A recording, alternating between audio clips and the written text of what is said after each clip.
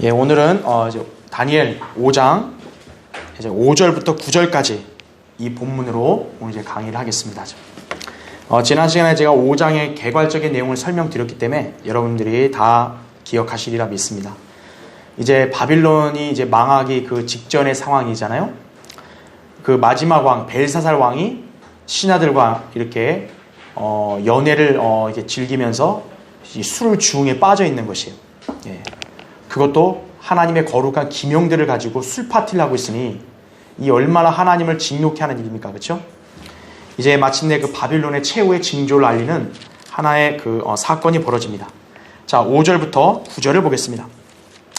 바로 그 시각에, 그러니까 술 마시고 이제 그 자기 신들을 숭배했던 그 시각에요, 한 사람의 손에 손가락들이 나와서 촛대 맞은편 궁전 회벽에 글을 쓰니 왕이 글을 쓰는 그 손가락을 보니라. 그러자 왕의 안색이 바뀌고 그의 생각이 그를 괴롭게 하여 그의 허리 골절이 풀리고 무릎이 서로 부딪히더라.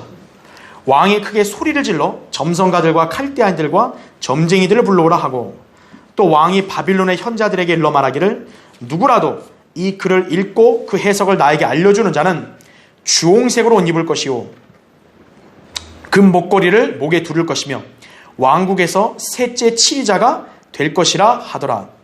그때 왕의 모든 현자들이 들어왔으나 그들은 그 글을 읽지도 못하고 그 해석을 왕에게 알려주지도 못하더라. 그때 벨사살 왕이 크게 괴로워하고 안색이 변하였으며 그의 귀족들은 놀랐더라, 이거죠. 근데 사실 여러분이 지금 이 광경에 한번 연상을 해보세요.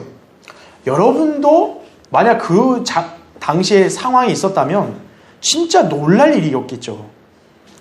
다들 분위기가 술 취해서 지금 그냥 흥청망청하는 그 분위기인데, 딱 여러분 연상해보세요. 갑자기 뭐예요? 손가락이 나타나가지고 벽에다가 막 글씨를 쓰는 거예요. 막 이렇게. 술 취한 사람들은 뭐 이렇게 해줘, 이게. 이거 왜 이거 맞나? 손가락이 나와서 글씨를 쓰는 거예요, 벽에다가. 그 광경을 본 왕과 그 귀족들이 얼마나 공포에 떨었겠습니까? 그런데 더 무서운 게 뭐냐면 그 글씨가 무슨 내용인지 모르겠는 거예요. 그런 지금 상황에 지금 있는 말씀이다, 그죠? 자, 거기 보세요. 첫 번째, 한 사람의 손의 손가락들, 그렇게 나옵니다. 자, 한 사람의 손의 손가락들 했어. 여기 손을 보면 우리가 손에 손가락이 몇 개입니까? 5개잖아요. 이게 여기서 글씨를 쓰는 손가락이 나타났을 때 2개인지 5개인지는 분명치 않지만 벽에 무슨 글자를 쓰는 것으로 보아 5손가락을 갖춘 완전한 사람의 손이었을 것이다 라는 거죠. 왜냐하면 이제 성경에서 묘사했을 때 만약에 이게 2손가락만 갖고 하면 이게 사람의 손가락인지 아니면 그냥 어떤 막대기인지 모를 거 아니에요. 2개면. 그 5개의 손가락이 있으니까 사람의 손이다, 그렇게 보였을 거 아니에요. 근데 사람의 손의 손가락들이 어떻게 하는 거예요? 글씨를 쓰는 거예요, 벽에다. 자, 이것은 술 취한 사람이 보는 어떤 환각이 아니에요. 또는 환상으로 이루어진 일이 아니라 당시 그 안에 모였던 모든 사람들이 그 놀라운 광경을 목격했던 실제 사건이었다, 이거죠. 현실에서 이런 일이 있을 수 있을까? 아마 믿지 않을 거예요. 무슨 만화나 소설 속의 얘기 같다, 그렇게 생각할 거예요. 하지만 성경은 사실이다, 이거죠. 정말로 벨사살이 그 궁정에서 연회잔치 베푸는 그때 한 사람의 손에 손가락이 나타나서 회벽에다 글을 썼다, 이거죠.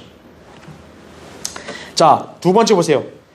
자, 글을 썼는데 어디에다 글을 썼냐? 촛대 맞은편 궁전 회벽이라고 이렇게 나옵니다. 그러니까 그 손가락이 글을 썼는데요, 여기서 보면 촛대가 있잖아요, 촛대.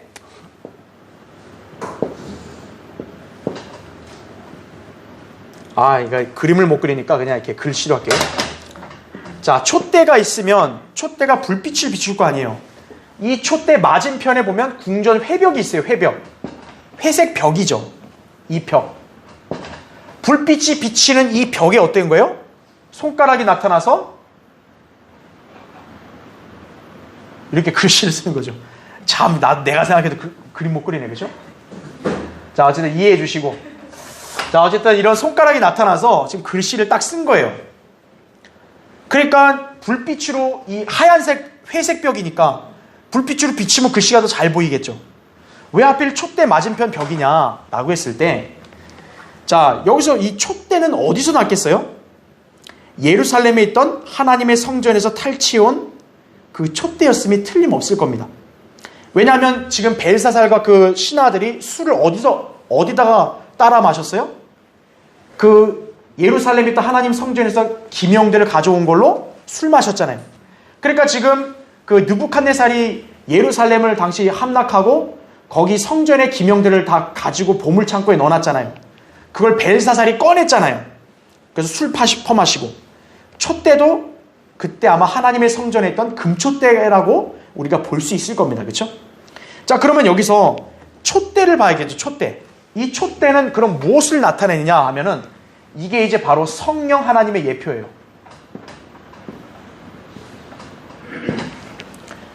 성령님의 예표라고 할 수 있는 증거가 뭐냐면, 촛대는 뭐로 만들어진 거예요? 금으로 만들어집니다. 자, 성경에서 금은 뭘 상징하냐면 신성을 상징해요. 즉 하나님의 어떤 속성을 상징하는 게 금입니다. 그래서 그 촛대가 금으로 되어 있다라면은 이건 어떻게 보면 하나님의 속성을 예표하는 거겠죠. 그러면 그 촛대에 해당되는 게 뭐냐면 바로 성령 하나님이다라는 거죠. 자, 왜 그런지 한번 볼게요. 그 밑에 보세요. 괄호 1번. 출애굽기 25장에서 하나님께서는 성전의 촛대를 순금으로 만들 것을 명령하셨다. 금은 신성을 상징한다. 그 중에서도 촛대는 어둠을 밝혀주는 것으로서 우리의 어두운 지각에 조명을 비추시어 밝히 알게 하시는 성령 하나님의 예표라고 할 수 있다라는 거죠. 여러분 이제 좀 기억이 나시면 예전에 우리가 성막을 배웠죠. 여러분 성막의 성소를 배울 때 특징이 뭐였어요? 일단 성막을 하면 이제 마당이 먼저 나오죠. 그 마당에서 이제 성소로 들어가죠. 근데 여러분 그 들어갈 때요, 그 성소나 지성소는 거기에 무슨 뭐 형광등 이런 게 있었겠어요? 그 당시에요? 없죠. 그럼 껌껌할 거 아니에요. 근데 거기를 어떻게 들어갈 수 있는 거예요? 바로 이 촛대, 불빛을 보고 갈 수 있는 거죠. 그렇죠. 그리고 촛대가 뭘 비추냐면 빵을 비춥니다. 빵 차려놓은 상 빵을 비추죠. 빵은 아까 우리 암송구절 했었죠. 뭐에 대한 하나의 예표예요? 말씀이죠. 말씀을 어떻게 해야 알 수 있어요? 빛으로 비춰줘야 알 수 있는 거죠. 그 빛을 비춰주시는 분이 누구라는 거예요? 성령님이시라는 거죠. 자, 2번 보세요. 성령님께서는 우리가 잘 이해하지 못하는 말씀이 있을 때 그것을 밝히 해석해 주신다라는 거죠. 보시면, 그러나 진리의 영이신 그분이 오시면, 진리의 영이 누구세요? 성령님이 오시면 너희를 모든 진리로 인도하시리라. 그분은 자신에 관하여 말씀하지 아니하시며 무엇이나 들은 것을 말씀하실 것이요 또 너희에게 다가올 일들을 알려주시리라. 이렇게 말씀합니다. 그래서 촛대가 성령님의 예표라는 거죠. 촛대의 불빛으로 빵 차려놓은 상을 비춰줘야 빵이 보일 거 아니에요. 우리 보통 사람은 이 하나님의 말씀을 알고 깨달을 수 있어요? 없어요? 없죠. 그걸 누가 비춰줘야 돼요? 성령님이 비춰줘야 됩니다. 그래서 이 촛대는 성령님의 어떤 예표냐면 바로 조명을 비춰주시는,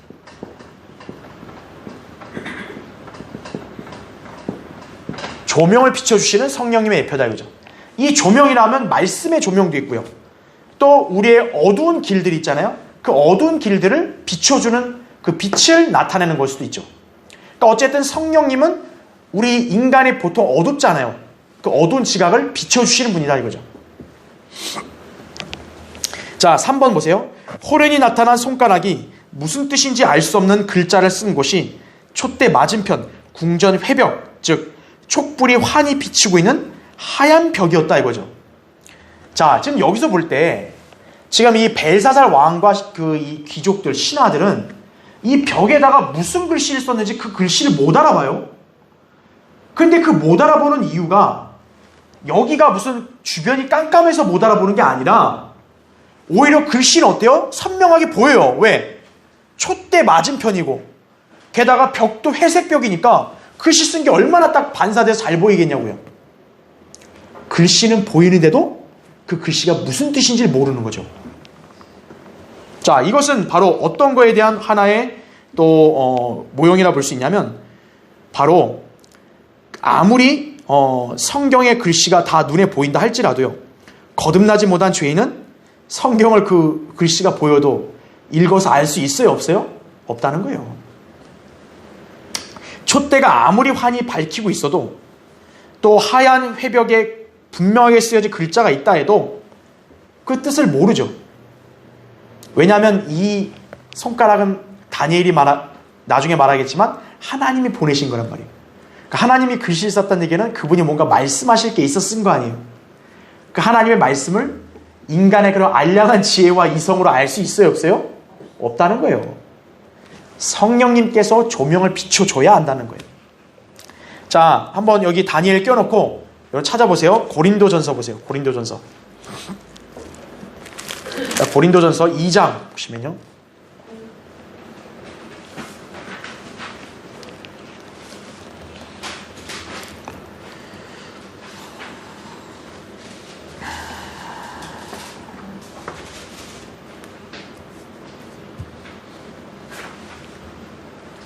자, 고린도전서 2장 거기 9절 보세요. 그러나 기록된 바와 같으니 하나님께서 자기를 사랑하는 자들을 위하여 예비하신 것들은 눈으로 보지도 못하였고 귀로 듣지도 못하였으며 인간의 마음속에 들어온 적도 없었느니라 한 것이라. 그러나 하나님께서 이것들을 우리에게 그의 영으로 나타내셨으니 이는 성령께서는 모든 것 심지어 하나님의 깊은 것들까지도 통찰하시기 때문이라 하죠. 사람의 일을 그 사람 안에 있는 사람의 영이 아니면 누가 알리요? 이와 같이 하나님의 일도 하나님의 영이 아니면 아무도 모르느니라 이거죠. 자, 14절 보세요. 그러나 자연인은 하나님의 영의 일들을 받아들이지 아니하나니 이는 그 일들이 그 사람에게는 어리석게 여겨지기 때문이요 또 알 수도 없나니 이는 그 일들이 영적으로만이 분별되기 때문이니라 이거죠. 그러니까 거듭난 사람 안에는 성령님이 계시기 때문에 그 사람이 학교를 들나왔어도 성경의 진리를 이해하고 깨달을 수 있다는 거예요. 또 영적인 일에 대해서도 분별력을 가질 수도 있고 감각으로 그거를 캐치할 수도 있는 거예요. 그런데 거듭나지 않은 사람은 어때요? 아무리 눈에 선명하게 보이는 영적인 일들이 나타났어도 알 수 없는 거예요. 하나님 말씀, 성경을 아무리 사서 글자를 다 읽을 줄 알아도 거듭나지 않았으면 모르는 거예요. 그래서 성경을 알고 싶으려면 먼저 거듭나야 되는 거예요.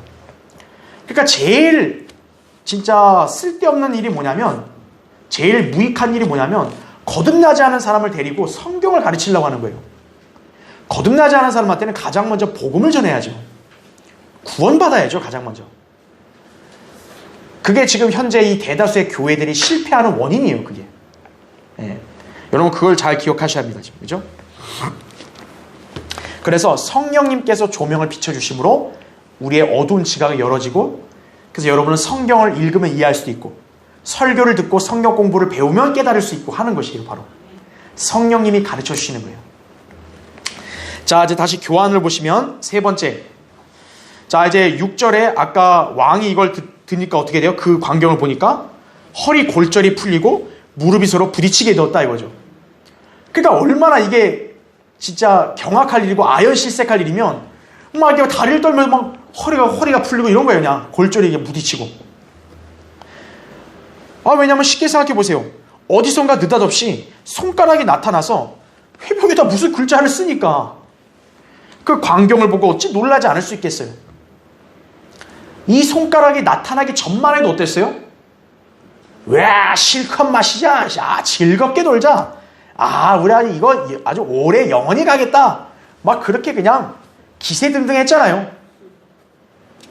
그런 최절정의 교만의 상태에 있을 때 하나님께서 그들을 멸망시켜서 끌어내리시는 거죠. 그 징조가 지금 손가락으로 글씨를 써서 하나님이 최후에 선언하신 거예요. 이제 여러분 다음 시간에 배우겠지만 이 글의 내용을 보면 이제 하나님이 딱 확정 지은 거예요. 오케이, 너네는 이제 끝났다. 그러니까 니들은 그냥 죽어야 된다 이거예요. 왕에게 바빌론의 종말을 알린 것이죠. 자, 네 번째. 자, 그래서 7절에 이 바빌론 왕 벨사살은 이 광경이 도저히 이성으로 이해가 되지 않고 특히 벽에 있는 글씨를 모르겠으니까 이 글씨를 해석할 사람을 또 찾습니다. 그래서 7절에도 누구든지 이 글자를 읽고 그 해석을 나에게 알려주는 자는 이렇게 얘기하죠. 근데 이 벨사살 왕이 얼마나 어리석고 무식하냐면 그 글자를 해석하는데 또 누구를 요청해요? 현자들을 점성가들 현자들을 또 요청하는 거예요. 자, 현자들이 얼마나 무식하고 한심한지는 다니엘 2장에서도 제시됐고 4장에서도 제시됐고 못했잖아요. 느부갓네살 꿈을 해석 못했잖아요. 자기 할아버지가 못한 거를 벨사살도 알아야 될 텐데 또 이런 일이 터지니까 또 누구 찾는 거예요? 현자들을 찾는 거예요. 야, 제발 좀 똑똑한 애들 좀 와봐라. 제발 좀 나 좀 도와달라 이거죠. 자, 해석은 누가 하시는 겁니까? 하나님께서 하시는 일이에요. 누구라도 하나님의 도움 없이 말씀을 자의적으로 해석하는 것은요, 잘못된 것입니다. 신천지는 사악한 마귀의 집단이에요. 그래서 왜 그렇죠? 해석은 성령님께서 성경으로 해석하시는 건데 신천지는 이만희가 자기 멋대로 떠든 걸 갖다가 교리로 가르치는 거예요. 여호와의 증인 마찬가지예요. 안식교인도 마찬가지예요. 또 이 배교한 개신교회들 다 마찬가지예요. 성경을 목사 구미에 맞게 해석하는 거예요. 그냥 자의적으로 해석하는 거죠. 성령님이 하실 일을 인간이 그렇게 해버리니까 어떻게 돼요? 거짓 교리가 나오고 그 거짓 교리를 어떻게 되는 거예요? 그 인간이 파멸하는 거예요. 자, 보십시오. 거기 보시면 먼저 이것을 알지니 성경의 어떤 예언도 사사로운 해석에서 나온 것이 아니니 그랬죠. 예언은 예전에 사람의 뜻에서 나온 것이 아니요 오직 하나님의 거룩한 사람들이 성령으로 감동을 받아 말한 것이니라. 그죠? 선지자들이 하나님 말씀을 전했을 때는 선지자 자신의 생각과 지혜로 한 게 아니라 성령님께서 그 사람을 감동시켜서 말씀을 전하겠다는 거죠. 그리고 그 말씀을 갖다가 기록함으로써 뭐예요? 영감으로 주어지게 한 거죠. 그게 성경 아니에요. 그런데 그런 성경을 인간이 멋대로 해석한다? 그러면 그 사람으로 인해서 수많은 사람들이 파멸당하는 거예요. 네. 자, 여러분은 이 구절을 꼭 기억하셔서 성경의 어떤 예언도 사사로운 해석이 아니다 이거죠. 하나님 말씀은 성령님의 도우심으로 해석하는 거예요. 그러면 성령님이 어떻게 도와주시냐? 우리에게 바른 성경을 주신 거예요. 이 성경으로 성경을 대조해서 비교해서 해석하는 거예요. 제가 여러분에게 하나님 말씀 강론할 때도 성령님이 저를 도구로 쓰시는 거예요. 그러면 어떻게 하냐? 바로 성경을 성경으로 증명하는 거예요. 이게 해석이에요. 근데 이걸 갖고 와가지고 자기 멋대로 이거는 이런 뜻이 아니고 이거 요런 거다 이렇게 하면 어떻게 되겠어요? 그게 자의적인 해석이에요. 그래서 오늘날 이 교회들 있잖아요.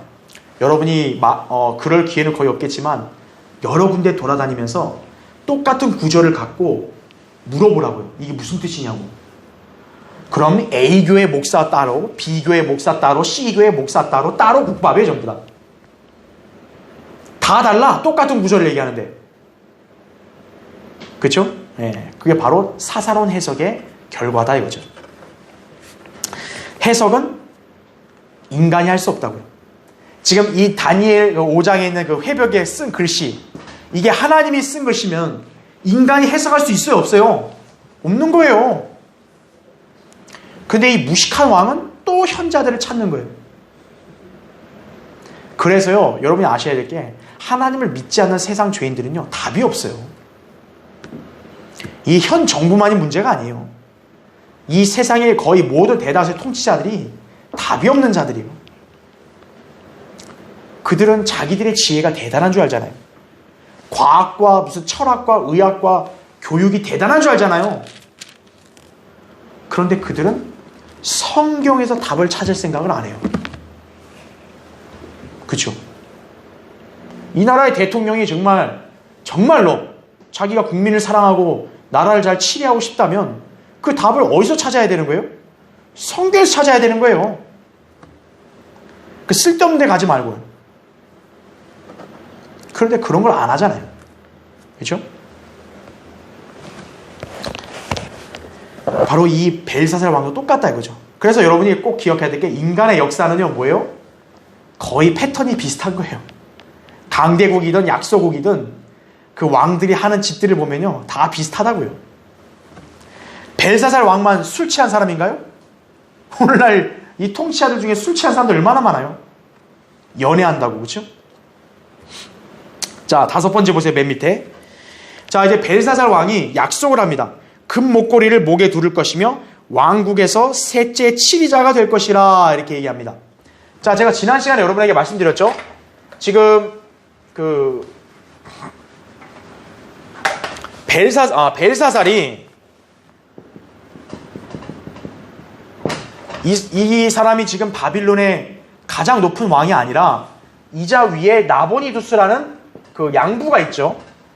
그래서 이 사람이 지금 전쟁에 나갔고 이자가 지금 궁을 지키고 있잖아요.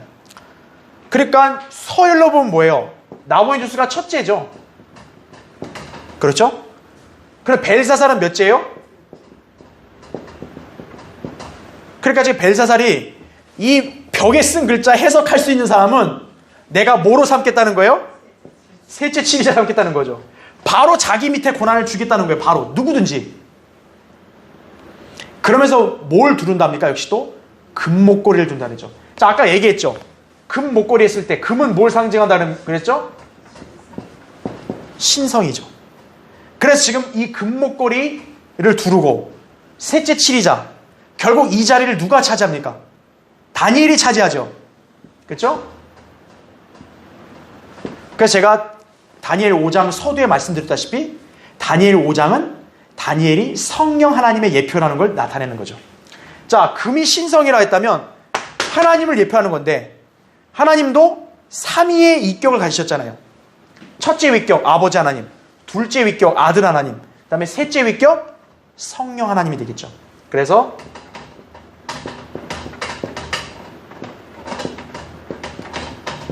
성령 하나님. 그래서 셋째 치리자가 된다. 그러니까 다니엘이 뭐예요? 성령 하나님의 예표로 이 5장에서 등장하고 있는 거죠. 자, 어떻게 그것이 가능하냐? 그거는 이제 이따 말씀드릴게요. 자, 일단 그 밑에 보세요. 1번 보세요. 5번 밑에 1번. 성경에서 금 목걸이를 목에 두르고 둘째 치리자가 되었던 사람이 있는데 그가 누구라는 거죠? 요셉입니다. 야곱의 아들 요셉이 이집트로 결국 끌려갔지만요. 그렇죠? 거기서도 하나님께서 보호하셨었대요. 마침내 파라오의 꿈을 해석하게 되고 파라오가 그에게 영예를 줬죠. 파라오가 이집트에서 최고라면 가장 높은 왕이면 그 다음이 누구라는 거예요? 치리자가 요셉이었다는 거죠. 둘째 치리자고. 그래서 파라오가 금목걸이를 역시 다 알게 하죠. 그러면 결국 요셉은 누구의 예표라는 걸까요? 그걸 봤을 때 아들 하나님의 예표가 되겠죠. 요셉은 파라오 다음 둘째 치리자니까 아들 하나님이 되는 거겠죠. 그러니까 비슷해요. 요셉도 금목걸이를 목에 두르고 두 번째 치리자가 됐고 이제 다니엘이 나중에 해석하면 금목걸이를 두르고 셋째 치리자가 되죠. 그렇죠? 삼위의 하나님을 예표하는구나 볼 수 있겠죠. 밑에 2번 보세요. 다니엘 5장에서 금목걸이를 목에 두른 자가 셋째 치리자가 되는데 다니엘이 그 영예를 얻게 된다. 이것은 신격의 세 번째 분이신 성령 하나님의 예표임을 보여준다 이거죠. 다니엘이 성령 하나님의 예표라고 볼 수 있는 게 뭐냐면 그 다음 페이지 보세요. 자, 이게 이제 다니엘 5장 12절 말씀인데 이 다니엘을 묘사할 때 뭐라고 말하냐면요. 그거 보세요. 탁월한 영과 지식과 명철이 있어 꿈들을 해석함과 난해한 글귀를 풀어주며 의문을 해소할 수 있는 인물임을 그렇게 설명합니다. 자, 여기 보니까 탁월한 영이 있다 그랬죠. 또 다니엘에게 뭐가 있다 그래요? 지식과 명철이 있다 그러죠. 또 뭐가 있어요? 꿈들을 해석하고 난해한 글귀를 풀어준다 그랬죠. 자, 이런 거는 누가 하시는 일입니까? 성령님께서 하시는 일이죠. 성령님은 탁월한 영이시고 지식과 명철의 영이시잖아요. 그리고 어떤 그 꿈들, 계시들을 해석하시는 분 아니에요. 다니엘을 지금 이렇게 묘사하고 있다는 것은 여기서 다니엘이 성령 하나님의 모형임을 나타내는 것이죠. 그래서 3번은 제가 아까 설명한 그대로입니다. 그래서 다니엘이 셋째가 되고 나보니두스가 첫째, 벨사살 둘째, 그 다음에 다니엘이 셋째 이렇게 되는 거죠. 그런데 사실은 나보니두스하고 나보니두스랑 벨사살은 원래가 왕이잖아요. 그러니까 왕이니까 어떻게 보면 위치가 당연한 건데 다니엘은 솔직히 말하면 왕이 아니죠. 그런데도 무려 7위자인데 셋째 7위자로 올라가죠. 그러니까 실제로 보면은 다니엘은 왕 다음으로 최고 지위로 올라간 거예요, 사실은. 사실 말은 다니엘이 셋째 7위자고 말하지만 그 바빌론이라는 국가 내에서는 다니엘이 결국 왕 다음이 된 거예요. 그러니까 이게 얼마나 큰 영예입니까? 근데 여러분이 이제 다음 시간에 강의를 듣겠지만 이제 이 벨사살 왕이 이제 다니엘 들어오니까요. 다니엘한테 이렇게 약속해요. 네가 해석하면 왕국의 셋째 7위자 되고 다 준다. 원하는 거 다 해준다 그러니까 다니엘이 그냥 그런 왕이 가지세요. 그럽니다. 속된 말로 뭐예요? 그거 니나 가져라 이거예요. 왜 그런 말 했을까요, 다니엘이요? 그런 걸 주면 뭐하냐 이거예요. 오늘 망하는데. 바빌론이란 나라가 하나님께서 오늘 멸망시킨다는데 그까지 7위자 위치 있고 좁아야 뭐하냐 이거예요. 자, 대통령이 여러분 중에 아무나 내가 당신을 국무총리로 삼겠소. 보통 사람은 어때요? 이야, 이런 영예가 어딨나 그러잖아요. 근데 그 나라가 오늘 밤에 망한대요. 그럼 오늘 밤에 망하는 나라에 여러분 총리가 됐다 해서 여러분 기분 좋나요? 여러분이 어떤 진귀한 재산을 가졌는데 오늘 밤에 사라진대요. 그러면 그 재산 가진 그런 맛이 납니까? 다니엘은 그걸 알기 때문에 그 왕이 그런 걸 말해도요 아예 귀뚱으로 듣지 않은 거예요. 자, 이런 영예를 주면 뭐예요? 나라가 망하는 데고 오늘 밤에.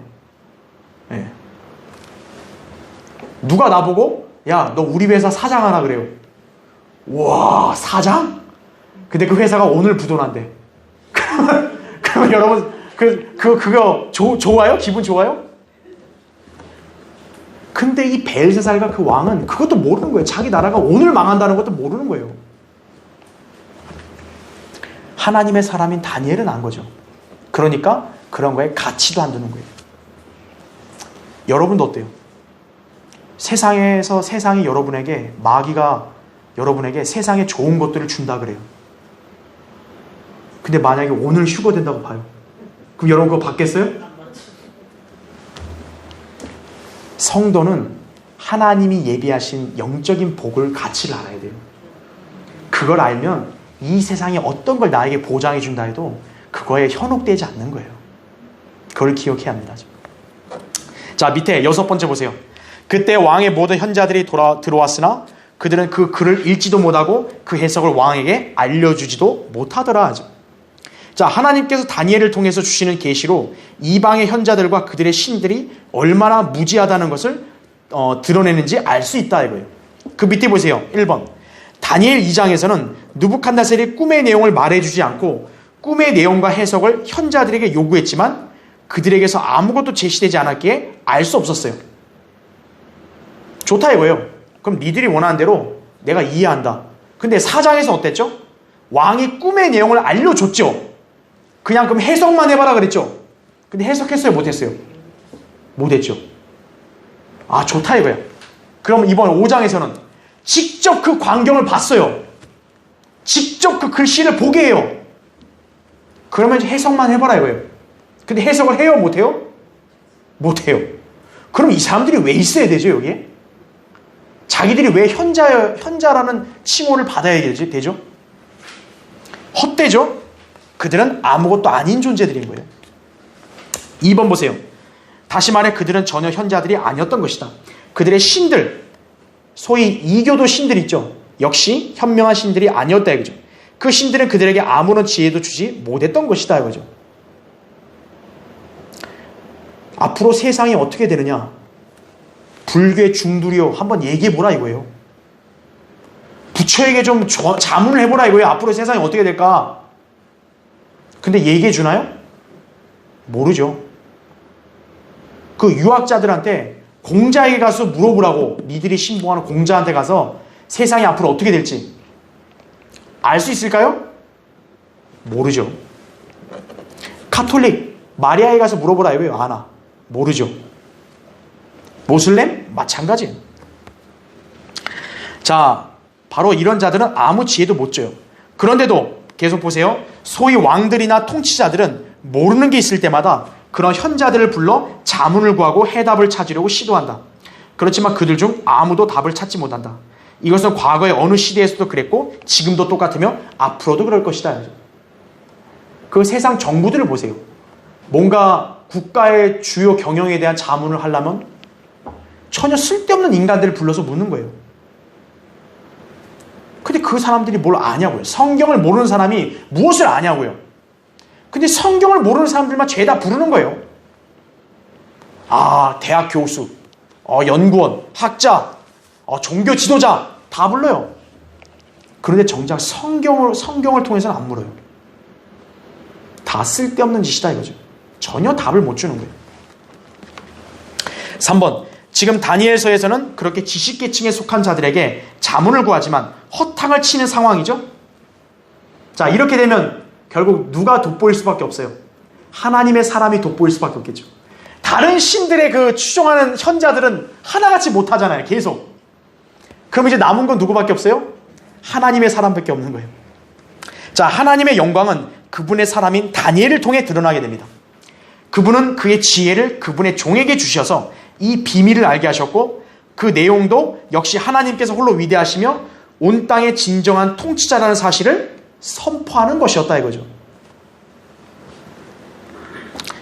하나님의 어리석음이 사람들의 지혜보다 더 지혜롭다 할 수 있겠죠. 여러분, 하나님이 어리석은 거를 내세워도요, 인간들의 어떤 지혜보다 훨씬 위대하신 거예요. 그렇죠? 그런 하나님께 물어야죠. 그런 하나님을 믿고 신뢰해야죠. 자기 자신을 신뢰하면 어떻게 되죠? 망하는 거예요. 다른 인간들을 신뢰하면 어떻게 되죠? 망하는 거예요.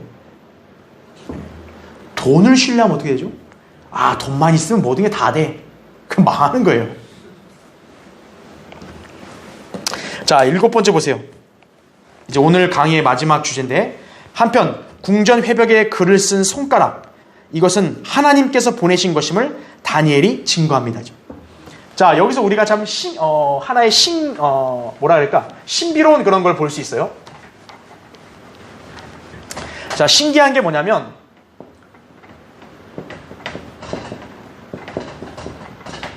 하나님의 손가락이라는 거예요. 하나님의 손가락. 여러분, 우리 인간도 하나님의 모습에 따라 지어졌잖아요.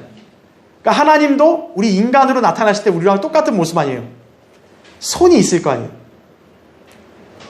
혼도 몸과 똑같이 생긴 거죠. 그러니까 아버지 하나님도 손이 있어요, 없어요? 있죠. 그 하나님의 손, 이 손가락이 하신 일들이 성경에 기록되어 있는 거예요. 그것만 한번 살펴볼게요. 자, 하나님께서 손가락으로 하신 일들을 설명하는데 그 일들은 모두 인간의 지혜로 이해하기 어려운 것들이다 이거예요. 그 밑에 보세요. 1번 시편 8편 3절 4절에 보면 주의 손가락으로 지으신 주의 하늘들과 주께서 정해놓으신 달과 별들을 내가 생각해보니 사람이 무엇이기에 주께서 그를 마음에 두시며 인자가 무엇이기에 주께서 그를 돌보시나이까 라고 지금 기록되어 있다 이거죠. 여기 보면 천체의 그 별들, 달, 그쵸? 해, 이거는 어떻게 만드신 거예요? 하나님이요? 손가락을 지으셨다 이죠. 하늘들과 이 별들과 달을 하나님이 어떻게 해요? 손가락으로 지으셨다는 거예요. 여기 보시면 이제 천체를 지으신 거죠. 자, 하나님의 손가락으로 지으셨는데 이거를 인간들이 다 헤아릴 수 있어요? 없어요? 없어요. 점성학, 천문학, 뭐 별의별 그런 방법으로 다 나름대로 뭐 하늘과 별들을 읽는다 그러잖아요. 근데 인간이 그 별들을 제대로 읽어요? 못 읽어요? 별들을 알아요? 몰라요? 추측만 할지 모르는 거예요. 하나님이 해놓으신 것은요, 인간이 함부로 답을 낼 수 없어요. 자, 두 번째 보세요. 2번. 다니엘 5장에서 하나님이 보내신 손가락이 나타나 벽에 쓴 그 글이 무엇인지 누구도 알지 못합니다. 분명히 다니엘 5장에도 손가락이 나타났잖아요. 글을 썼죠. 이후 다니엘을 불러내 그 글의 뜻을 해독하긴 했지만 다니엘처럼 탁월한 영과 지식과 명철이 없이는 그걸 누구도 읽을 수 있어요? 없어요? 없다라는 거죠. 없어요. 읽을 수 없어요. 자, 3번 보세요. 또 하나님의 손가락이 또 언제 일하셨냐면 시내산에서 모세와 이야기를 나누시던 하나님께서 손가락으로 쓰신 두 증거판인 돌판들을 모세에게 주셨다라는 거죠. 그런데 하나님께서 손가락으로 여기에 십계명을 써주셨지만 사람들이 그것을 읽어보기도 전에 그 돌판들은 땅에 내동댕이 쳐져서 산산조각이 나고 만다 이거죠. 하나님께서 하시는 말씀에 대해 인간들은 고작 이 정도로밖에 대하지 못한다 이거죠. 여러분, 십계명이요, 모세가 시내산에 십계명 받을 때 어떻게 받았죠? 십계명을? 뭐 그때 무슨 책이 있었겠어요? 돌판에 하나님이 손가락으로 그걸 쓰신 거예요. 인간의 손으로 쓴 게 아니라 하나님이 손가락으로 쓴 그 계명 돌판을 준 거예요, 모세에게. 근데 그 모세가 그걸 갖고 내려와서 어때요? 당시 이스라엘 백성이 금송아지 숭배하고 막 광란하고 막 춤추고 이러니까 모세가 열받아가지고 그걸 깨트려 버렸죠, 그냥. 그리고 다시 쓰셨죠. 다시 율법 계명을 받았죠. 인간이 그 하나님께서 직접 손가락을 쓴 그 말씀을 직접 볼 수 있었나요? 없었죠. 자, 4번. 자, 이제 마지막은요. 아들 하나님 예수 그리스도께서 이 땅에 내려오셔서 손가락으로 글을 쓰신 게 있어요. 그게 뭐냐? 요한복음 8장입니다. 요한복음 8장에 보면 예수님이 가르치고 계시는데 어떤 사람들이 한 여자를 끌고 와요. 그러면서 뭐라고 말하냐? 선생님, 이 여자가 간음하다가 현장에서 잡혀서 끌고 왔다 이거죠. 모세 율법에 따르면 돌로 쳐야 되는데 선생님은 이 여자를 어떻게 하시겠습니까? 그런 거예요. 근데 그 음흉한 시커먼 속내는 뭐예요? 그들이 예수님을 시험하려고 한 거예요. 근데 예수님이 그거에 무슨 반응을 했을까요? 반응 안 하시고 거기 보세요. 주께 말씀드리기를 선생님, 이 여인이 간음하다 현장에 잡혔나이다. 선생님은 어떻게 말씀하시겠나이까? 라고 하니 그들이 이렇게 말하는 것은 주를 시험하여 그를 고소할 구실을 얻고자 함이라. 그러나 예수께서 못 들은 채 하시고 몸을 굽혀 손가락으로 땅에다 쓰시더라 이거예요. 주님이 응대를 안 하시고 손가락으로 땅바닥에다 글씨를 쓰신 거예요. 근데 그 글씨가 뭘까요? 정확히는 몰라요, 아무도. 근데 우리가 성경적으로 유추해 볼 때는 그 분명히 거기에 율법의 말씀을 썼을 거예요. 바로 레위기 20장 10절이라고 예상합니다. 왜 그러냐면 지금 그 자들이 간음한 여인을 잡아왔는데 율법에서는 뭐라고 나오냐면요. 간음했으면 여자뿐만 아니라 그 간음한 남자도 같이 죽이라 했거든요. 근데 그들이 간음한 현장에서 그 여자를 잡아왔다 그랬어요. 그러면 간음한 남자는 어디 있냐고요? 그렇죠. 간음한 현장에서 덮쳐서 잡아왔대요. 그러면 여자만 잡아오지 말고 누구도 잡아야 돼요. 남자도 같이 데려왔어야죠. 그 남자는 없어요. 여자만 딱 데려온 거예요. 어떻게 하시겠습니까? 근데 예수님이 손가락으로 땅에다 글을 쓰셨다는 거죠. 아마도 율법에 그 말씀을 쓰시지 않았을까? 우리가 예측할 수는 있는 거지만 정확히 손가락으로 뭘 썼는지는 몰라요. 성경에 안 나와요. 인간이 하나님의 손가락으로 쓴 것을 감히 헤아릴 수 있어요? 없다 이거죠. 자, 어쨌든 그렇게 썼으니 이들이 계속 항의하는 거예요. 그러니까 예수님이 뭐라고 말합니까? 너희 중에 죄 없는 자가 먼저 그 여인에게 돌 던지라고. 그리고 다시 땅에다 또 글을 쓰십니다. 그랬더니 그걸 본 사람들 중에 양심의 가책을 느낀 사람들이 나이 많은 사람부터 하나씩 어때요? 자리를 다 뜨죠. 창조주 하나님께서 인간으로 오셔서 땅바닥에 글을 쓰신 거예요. 손가락으로. 하나님의 손가락이 바로 그 일을 하신 거죠. 근데 인간이 그걸 쉽게 답을 정확히 얘기할 수 있나요? 없죠. 아, 하나님의 지혜와 지식의 부유함은 깊다 이거죠. 인간은 그분이 하신 말씀을 그냥 순종하고 따를 뿐이에요. 그렇죠? 자, 이 손가락에 글씨 쓴 거, 이제 그 자세한 또 그런 과정, 또 해석 다음 시간에 계속 하겠습니다. 자, 기도하고 오늘 예배를 마치겠습니다.